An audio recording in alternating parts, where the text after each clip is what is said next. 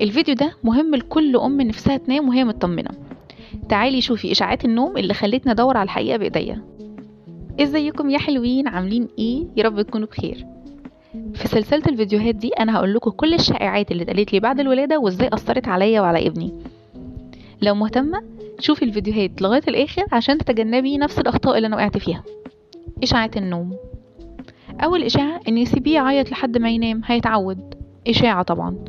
البكاء وسيله للتواصل مش للتدريب، وانه لازم يحس ان انا فاهماه، مش بيتواصل معايا وانا متجاهلاه وقلقان انا كده بعلمه. الاشاعه التانية، ما ينفعش ينام في حضنك اصله كده هيتعود. اشاعه طبعا. النوم في حضن الام ده بيطمن الطفل نفسيا جدا وبيساعده على النمو، سواء نمو عاطفي بدني كل حاجه، وده طبعا المطلوب، وكل مرحله وليها القواعد بتاعتها. تالت اشاعه، ان الطفل لازم ينام في اوضه لوحده من اول يوم يخش في بيتك. اشاعه طبعا.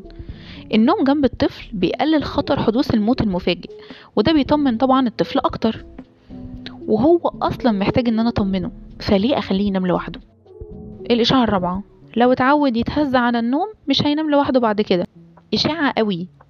الطفل بيتغير مع الوقت وعمره ما بيفضل على نفس الوتيره، والهز ده من وسائل التهدئه في الشهور الاولى، وانت تقدري تتحكمي في ده بناء على المرحله اللي هو وصل لها، زي الفطام كده.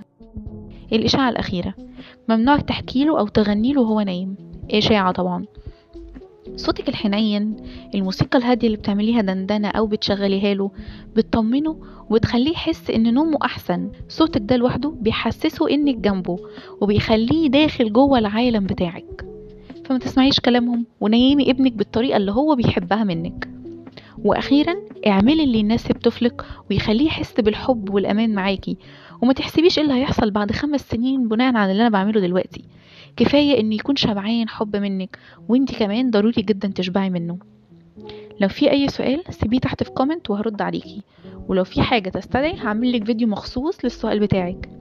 ولو انتوا وصلتوا لغايه هنا شكرا ان انتوا كملتوا الفيديو لغايه الاخر. باي باي.